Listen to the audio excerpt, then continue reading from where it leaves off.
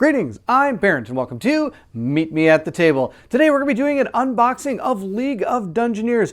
Full disclosure, this is an advanced copy from the One Stop Co-op Shop. Colin over there got a copy of this and I thought I'd be doing an unboxing for everybody so you can see everything that's going to be in here.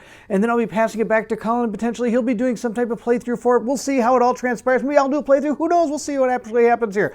This is basically a huge dungeon crawler that has a lot going for it. There are so many different things that you can be doing in this game and creating awesome looking characters that are really fleshed out compared to other dungeon crawlers that you play. There's a lot going into this game. Let's unbox it and see what League of Dungeoneers has in store for us. If you're excited to see what's inside, then I need you to meet me at the table.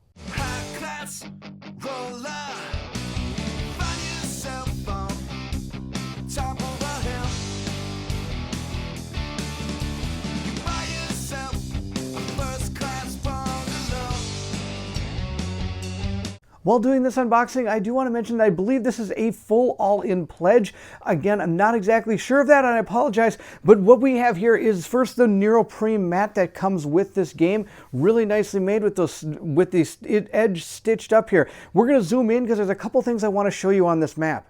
Zoomed in, you're going to see that there is cities around this place. Also, if you notice, there are numbers on this map as well. These are going to have to do with the different quests and different things you're going to be interacting with on the map. Like I said, this is an immense dungeon crawler, open world type adventure game, which is really cool. So like we have the number 24 and a 1 up here, which is going to have to do with the potential quests that you're going to be doing throughout this game. So you might get to here and then you might be doing a quest here, or it might even tell you as you're playing through that a new quest might appear out on the board, and I believe you're going to be potentially putting things out here to just create this immense game for yourself. So that's the board. I just want to quickly show you. Actually, it's not really the board. This is just the map that you're going to be having for this game. The next thing I want to unbox is the rule book for the game.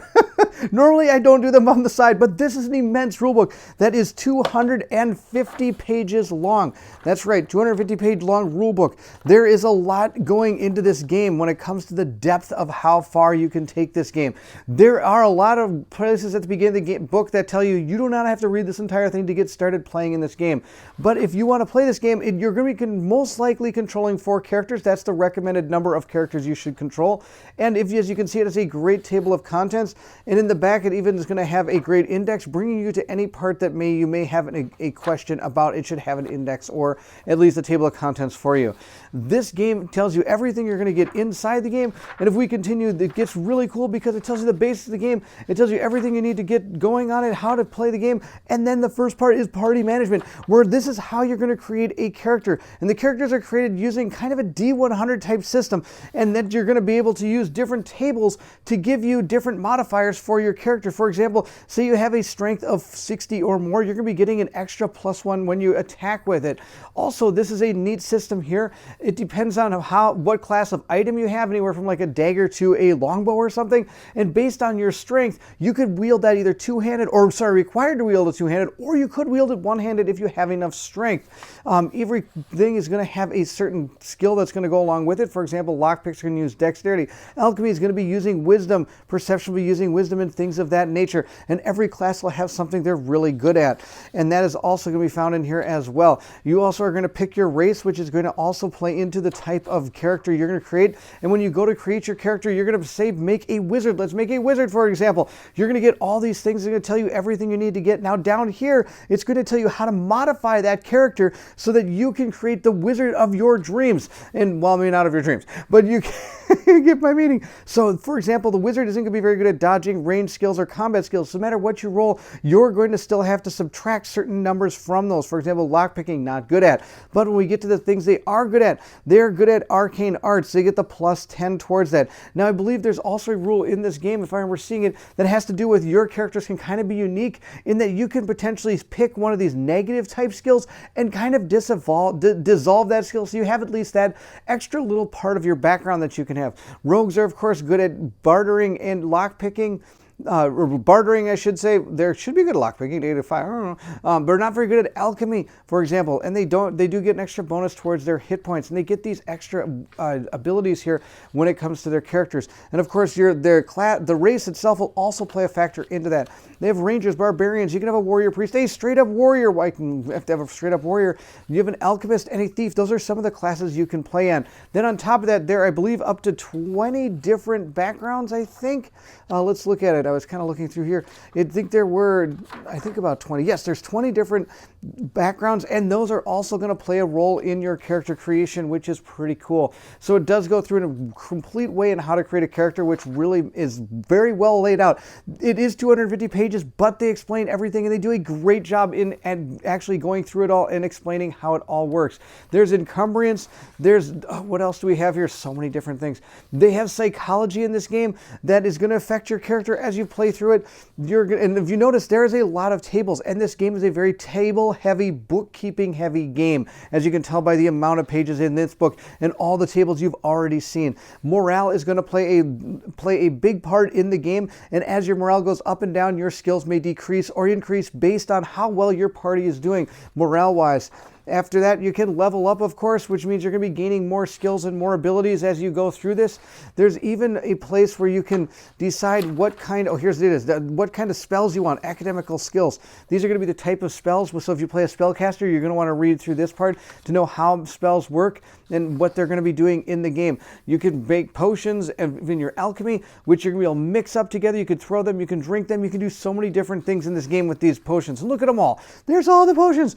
It's just out of control. There's so many amazing things you can do. It's in 3 pages of potions. That's like more potions I think you have in Dungeons & Dragons, for crying out loud. Look at this. Oh, it's absolutely amazing. The prayers are going to be for the priest. They're going to get different prayers.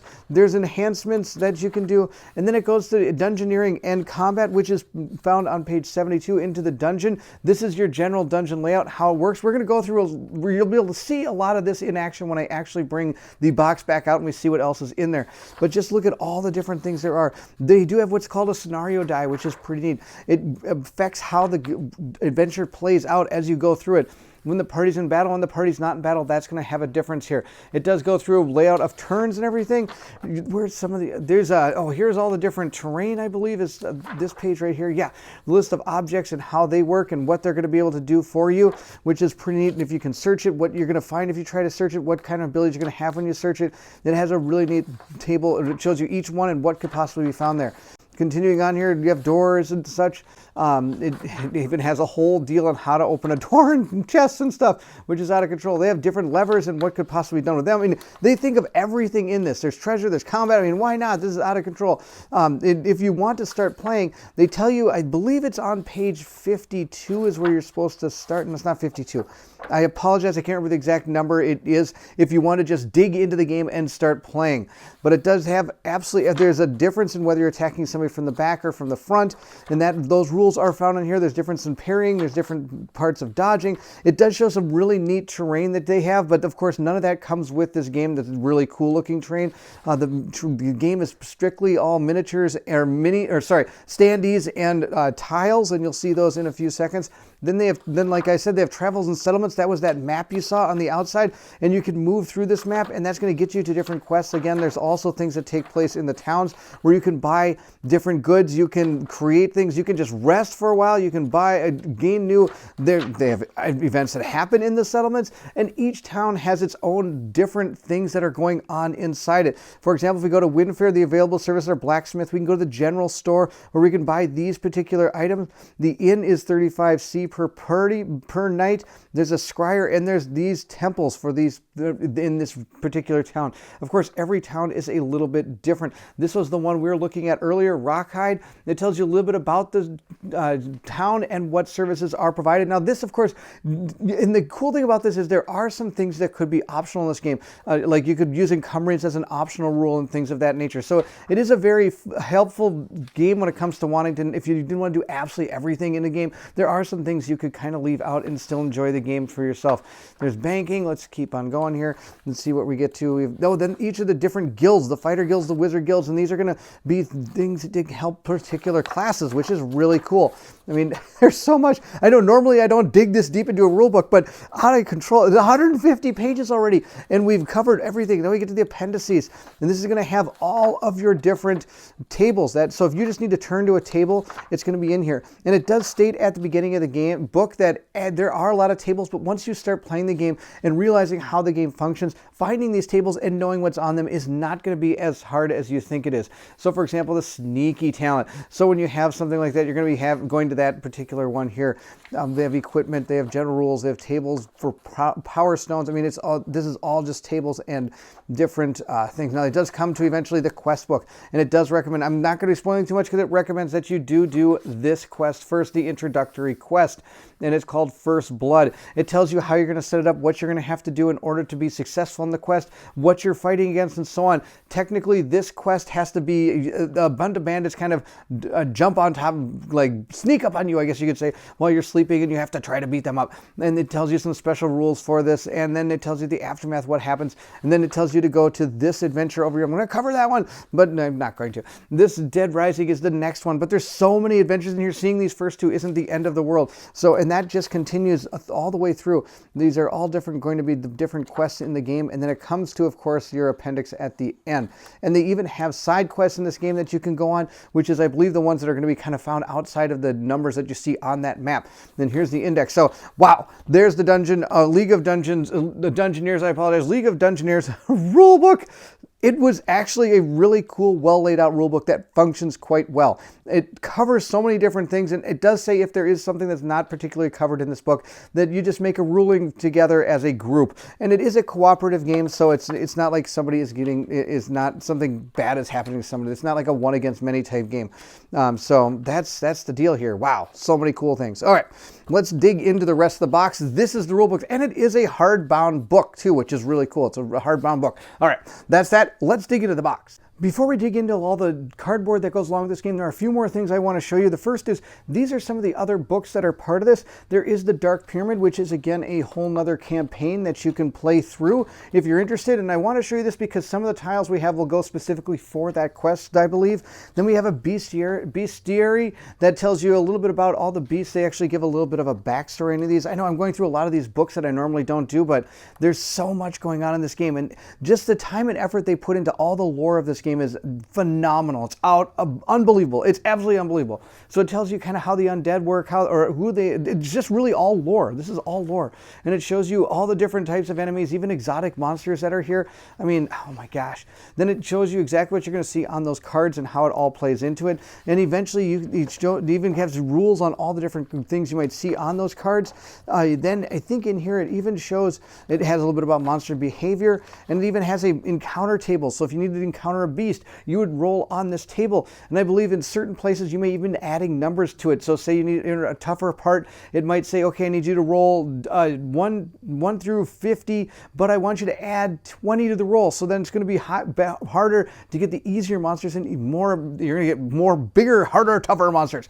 So it has all these different, again, tables in here that are going to go through it. Then of course there's all big things here right in the back. Okay, we're done with that book. Let's go on to the next one. Next one is the companions. We got companions. You can have like a dog fight with you, or another thing you could do is, this is balanced for 4 characters. If you wanted to only play 2, then you could recruit some of these mercenaries, and it does give a gold amount that you can have, so to be able to help you buy of some of these guys. Like you get a Broom of the Mad or Valkyrie to help you if you wanted to. And it does show that these are the different types of classes that you're going to be getting. You could also just grab a generic ranger if you wanted to. I personally would probably just make a character at this point and have 4 characters, but it does say that you could do that if you wish to. They have so many different ways of being able to play this game. And it even says if all 4 of your characters decide to have a dog, then you got 8 things going around fighting things. Well, that might not be too balanced, so it does even tell you to kind of, maybe you might want to add some more monsters to it or increase the strength of the difficulty of the monsters you're fighting.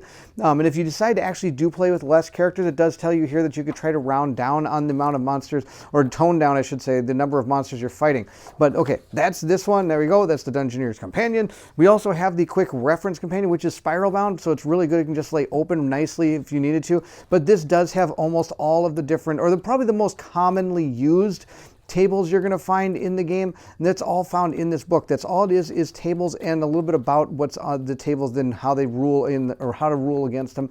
It has some of the charts that you're going to be using most likely throughout the game, so that's there. Then this one's really cool. This is Quest Book 2. This is a pretty neat way of doing things. So you can go on that big adventure that comes in this book if you want this big giant book, or you could go ahead and generate your own quest line if you wanted to. For example, you could roll, say you're in the Silver City, which we have right down here is the Silver City, and we want to see if we're going to get a quest. So we roll a die and we see what quest we're going to get. Say we get the quest, let's say we get Cult of the Hydra. Is that even one of these over here? I think it might be. Let's see if we find here. Silver City.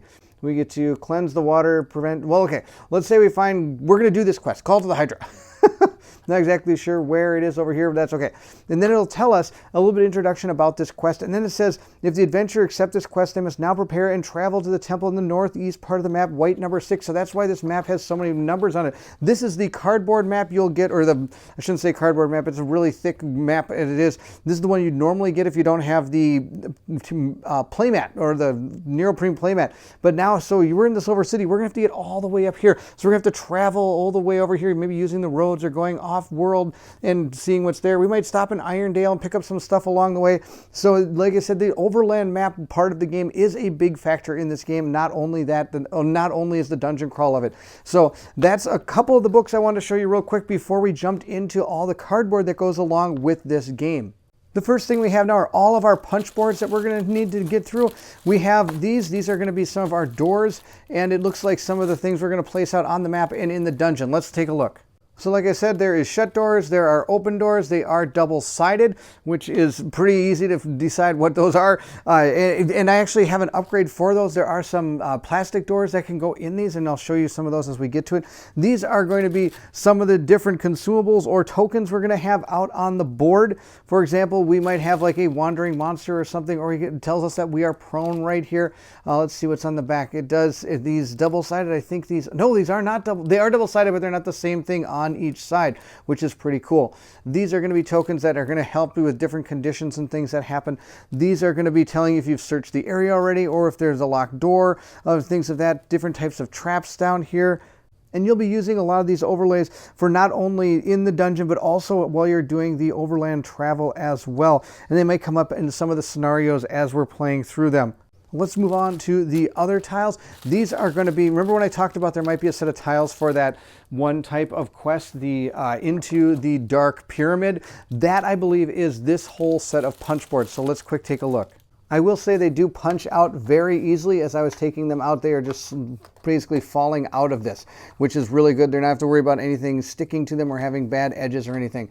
These are dual-sided. Some of them have the same art from what I understand, but there are some that might be a little bit different. So each one of these does have the, here we go, for example, here is the bridge, and on the back is a broken bridge. You don't want to be on the broken bridge. But a lot of these are going to be very similar. They're pretty much the same on both sides. And if we just kind of slowly melt away what's going on here, you get to see some of the bigger, cooler looking tiles that are going to be part of the like big ends of the adventures and things. We've got another bridge. This one's the same on both sides.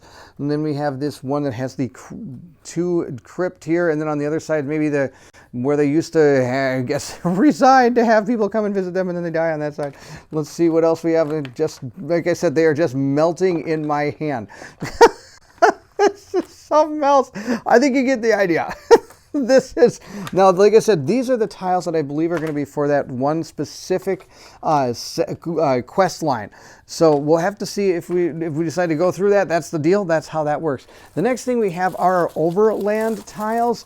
These are going to, I'll open these up and show you what these are all about.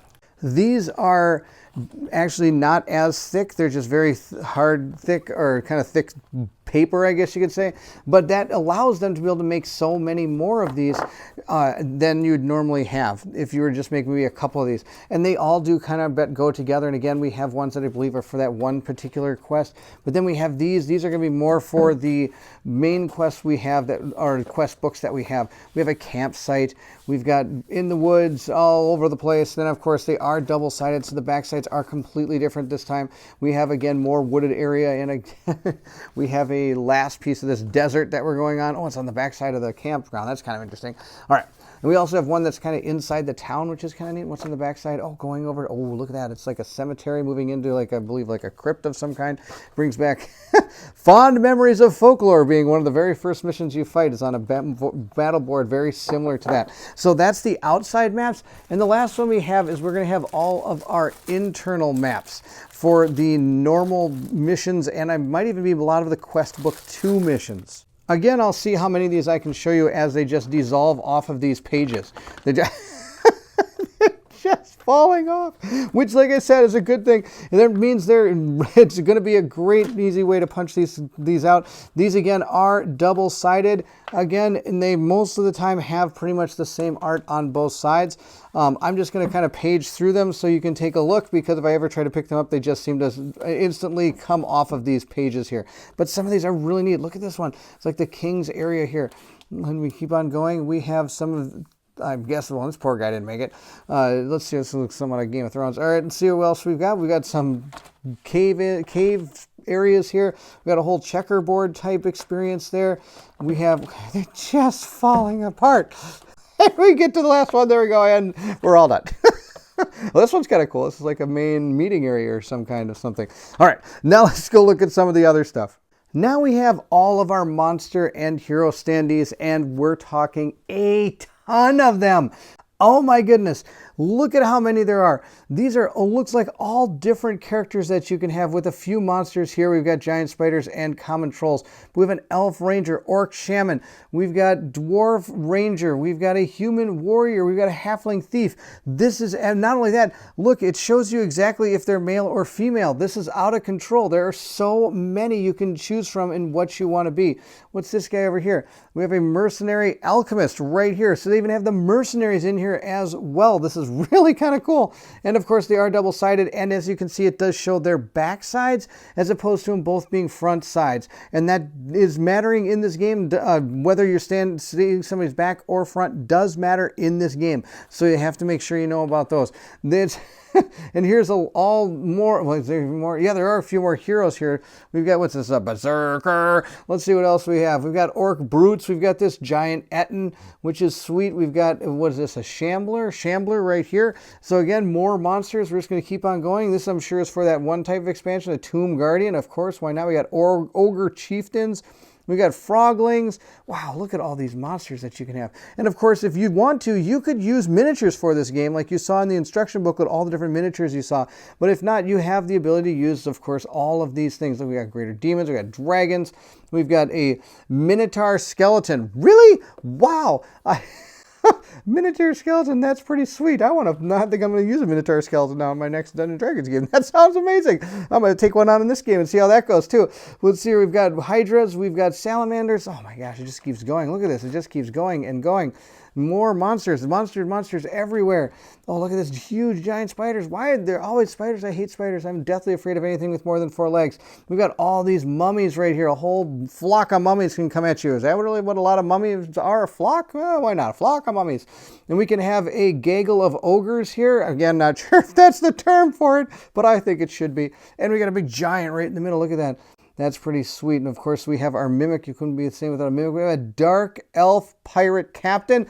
Something says we might be sailing the high seas sometime. There's a white for you right here. Oh my gosh. Okay, that's all the hero or all the standees. Now let's dig into the box and continue on. Continuing to dig into the box, here are the doors I was talking about. There are a ton of these plastic doors. They do just sit on the map like this. They don't actually, for example, they're just going to fit in here just like this, standing right where a door should be. They don't have to go underneath these or anything like that. So you can choose to use these or not. It is up to you. Otherwise, you can use those other doors. Oh my gosh, there's a lot of doors. I'm just believing there are tons of doors over there.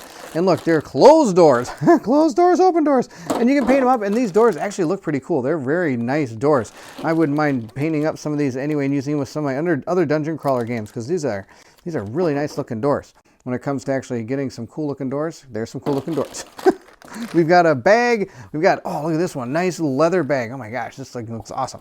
Then we got another bag, and we've got a dice tray that you can use. That's fantastic. It does come with card sleeves. At least this box I got does. It comes with card sleeves for it. Then there are the different standees you can use for some of the bigger monsters or for the doors that you're going to have. Here, look at this. Look at all of these. These are all for those different monsters we saw. Oh my gosh, this is amazing. All right, let's keep on going. We have some cubes to denote certain things if we need to. Then what are these? I'll take a look at those. We have some coins. Oh, these are metal coins. Oh my gosh, these are super cool. We're going to dig into those. Let's see what else we have here. We've got a token of some kind. Okay, look at that. We have another big, huge stand for something. Then it does come with a full pack of role-playing dice. It comes with a 20, 12, a double, actually a double-aught dice or a 100-siders, 3 6-siders, a 8-sider, and a 4-sider. That's amazing. I'm super excited for that. We'll take this off, and we'll look at some of these cards as well. But first, let's dig into some of those bags. So the coin values, it looks like it starts at 1. So you get 1s. There are a few 5s. Then it goes to 10s, which it has quite a bit of the 10s, because that'll get you up to 100, which it has quite a bit of, which then can get you even up to 500. 500 of the coins here. This is perhaps, and they're really nice. These are fully metal. Now, again, this could be part of the add-on stuff for Kickstarters. Then let's see what else we have. These are all acrylic initiative tokens that I believe are part of the actual game you're going to get. Some of the extra components, of course, were Kickstarter add-ons or of such. On top of that, there is this. This is the party marker that you can move around on that map if you wish to. You could use that if you want to. Now let's take a look at some of these cards. Now again, I believe I can show you quite a bit of this because most of the story is inside of the book. It's not really found in these cards. Now if I do think there's something that you shouldn't see, I usually try to keep spoilers to a minimum. Let's take a look at some of these cards. But before we do, there are a few more sheets of paper. Why not? Now, the cool thing is these are all things that are dry erase, I believe, that you can write on if you wish to. But here's again more tables. This is a treasure table that helps you decide what you're going to get. So if you search an alchemist table, there's a chance you're going to find these type of things. Where this one is for exploring dungeons. It has a whole set of tables and rules for that. And then this is really cool. This is your party thing. And your party kind of generic kind of party thing. And unfortunately, it's not just your character sheet. Your character sheet is over here. Where is your character sheet? Here it is. Here's a character sheet. Here's a character sheet. Look at this guy. And this guy's dwarf guy. If you want to make a dwarf dude, here he is right here. But here's all the different things you're going to be filling in. And like I said, it does go with encumbrance. Encumbrance is right down here. It has a total eventually. Different sanities, things that could affect your character's sanity. You do get to name them and have their professions and all that. And it does show all the different places where you can put the stats that they're going to have as they're going through the game. And they have all different kinds of sheets for different types of characters, I believe. I don't think it's all the same guy hanging out. It's like it has like a dwarf here. And then if you page through it, I think some of the pictures are a little bit different. You have alchemists and fighters and things of that nature. They're all here. So they do have a lot of different, but of course, what you see, the picture there isn't going to matter at all. It's really just kind of what you write on now. This, like I said, is dry erase. This is something to keep track of all of the heroes at once. So you can put all the different heroes down here, their health, their energy, their sanity, and how it's going, whether they have light sources or weapons and how they're doing. Then up here, like I said, there is a morale and a threat track. And like I said, as the morale gets lower, things are going to happen. It even has things that tells you exactly what to happen if certain things happen in the dungeon. So if you have a person that has a miscast, it's going to be -1 to their morale. Though over here, say we are able to open a door or a chest, we get +1, which means you're going to be able to go up on the morale. So you're going to go up and down on that track, and it's going to affect your characters overall in that dungeon. They think that's about all that's on here. But like I said, it is kind of cool because it's dry erase, so I believe you can write on a dry erase marker. I could be wrong about that, so don't go writing on it. Say like, but Baron said you could do a dry erase marker. I could be wrong about that, but it feels very similar to that. And if that doesn't work, there is a whole pad of paper. Now, some of this could be stretch goal add-ons or some things you had to purchase, I should say. It could be add-ons, or it could be just part of an all-in pledge or of that nature. So, super cool. That's the last bit of huge paper I have for you. Now, let's take a look at those cards. I thought we'd start off with the good stuff. This is the treasures. Look at how many treasures there are. Lots of treasure. And there's different types of treasures. Mundane treasure, and there is fine treasure, and there is more fine treasure, and there's treasures, wonderful treasure. We love wonderful treasure. Let's take a look at one of the mundane treasure cards and see what we find. We have found ourselves, I can flip this all over without knocking over. We have found rations. All right, fantastic. We found 1 to 4 rations. Now let's see if we get to a fine treasure. We have found ourselves Supreme Potion. That's pretty good. And then our last one, let's look at one of the wonderful treasures. Let's see what we found. We found ourselves a magic weapon. Oh, I can't go wrong with a magic weapon. That's awesome. First, you have to roll to see what it is, and then see how much damage. And then if you notice the 2 numbers here, the 3 and the 2, that's whether you're going to, that's the encumbrance that you have. And then, of course, we have the gold right there and how much I think you can sell it for potentially. Yeah, I think that's about it. All right, that's a wonderful treasure. So those are the treasures. I'm not going to show you all of them. We could go through all day and look at treasure, and I know I'd like to look at treasure all day, but that's not going to happen. Let's take a look at the explorations. So our exploration deck is going to have all the different tiles that we saw just recently. For example, you could find the corridor. Far in the middle of the corridor lies an old backpack. Maybe there's something useful there. The backpack can be searched. So this one you have something you can search in. But each one of these is a little bit different. Look, there lies a long stretch corridor. Better hurry on forward. No special rules. So even though you're drawing the same corridor, you're going to have potentially different rules going along with it, which is really cool. We found a torture chamber. That can't be good.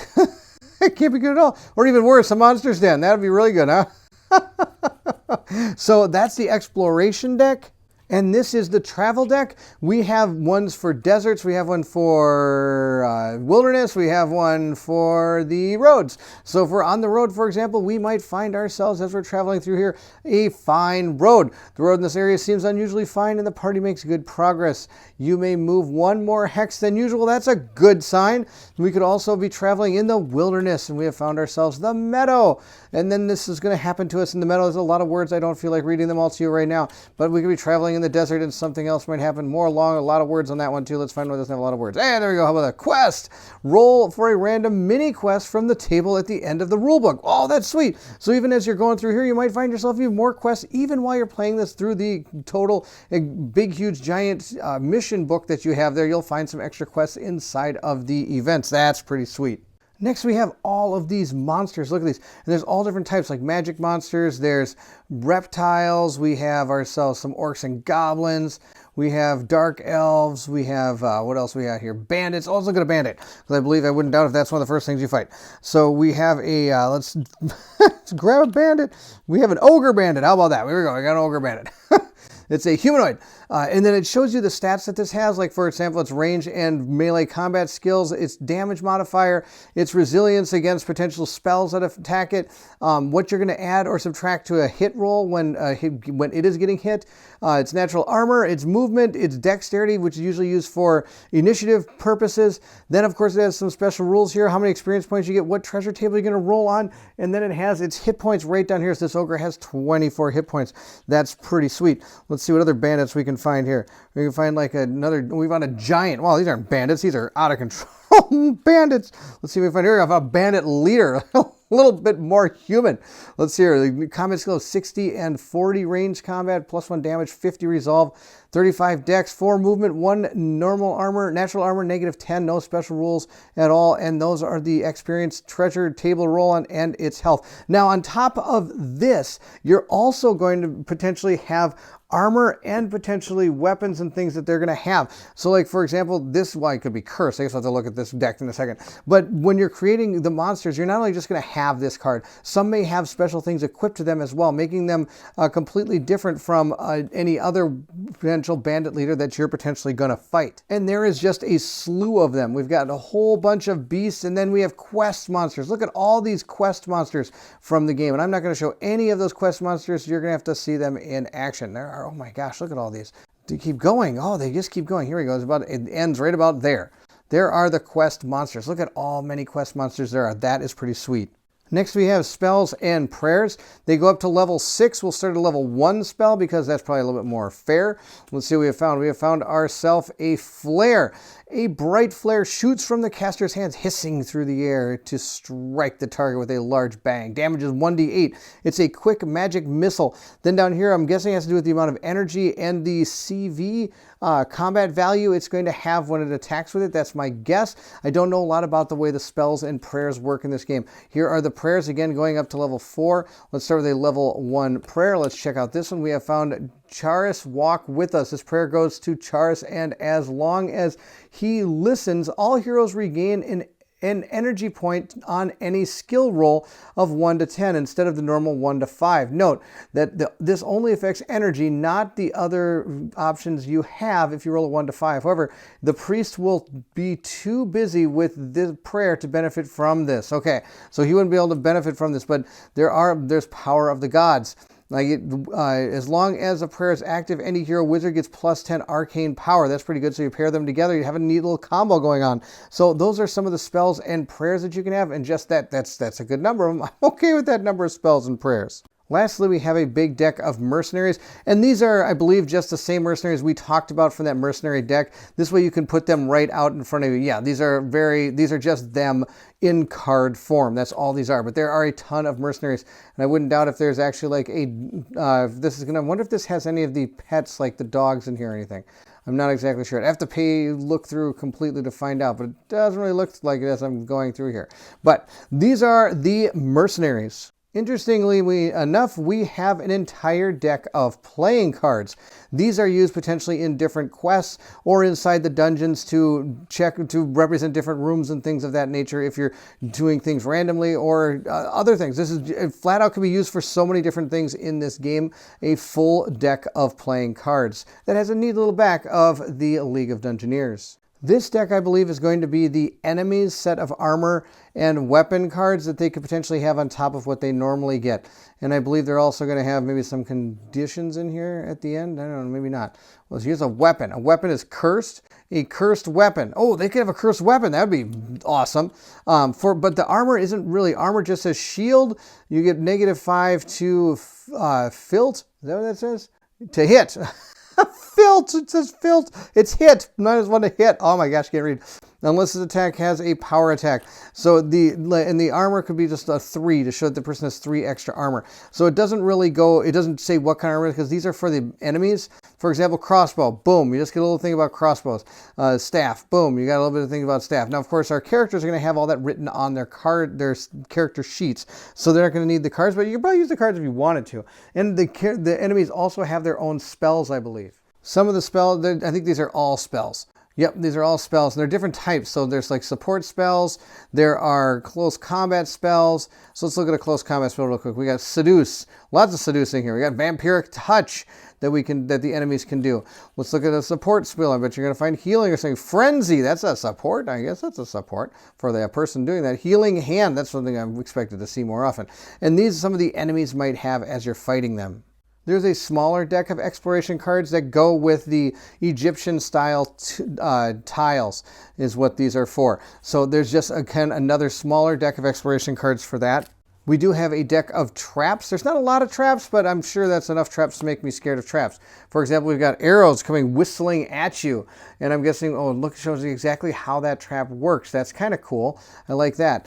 Or else we have mimic. Oh, we have a mimic. Oh, no, it's bad news. Mimics are always bad. So that's the trap deck right there. And of course, there are enough of these to make it at least somewhat random as you're going through it. But you'll see them quite often the same. But how many different types of traps can you make? Our last deck of cards is really just a set of player reference cards that tell you different things, potentially some of the humans with missile weapons, how they would work, higher and dead, whole magic users. It's just some of the things that you can use to help you keep the game moving along faster. And there you have it. That is a huge unboxing of the game League of Dungeoneers. This thing is incredible. There is so many cool things going on with this game. It's going to be super cool to try to dig into it and see what we can do with it.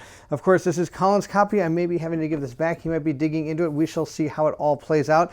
But there you have it. League of Dungeoneers. Hope you enjoyed the unboxing. If you did, don't forget to like, subscribe, and hit that bell symbol so you know more content when it comes out. Also, please feel free to leave anything in the comments below. I would love to hear from everyone. If you're interested in supporting the channel, the link to my Patreon is also found in the description of this video. Those that have already been part of the Patreon are located here on the screen. Thank you so much for all your help and support. It's been amazing to have you here.